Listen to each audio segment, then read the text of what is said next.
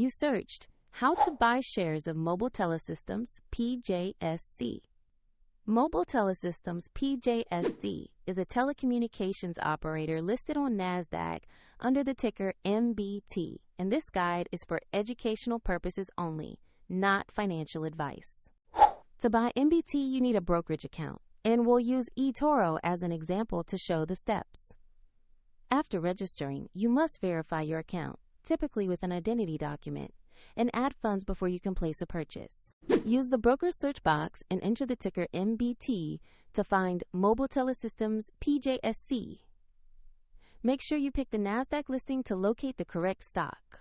Open the stock page to review basic company information and the price chart, checking sector details and the company profile. Confirm the page shows NASDAQ and the MBT ticker to ensure it's the right asset. Click Invest or Buy. Choose the amount you want to purchase, then carefully review and confirm the order before submitting. If the market is closed, the order may execute when it reopens, and if your balance is insufficient, the platform will prompt you to add funds before confirmation. Your MBT position will appear in your portfolio once the order fills, and you can monitor it there. If you want to follow this example, the link to eToro is in the description below.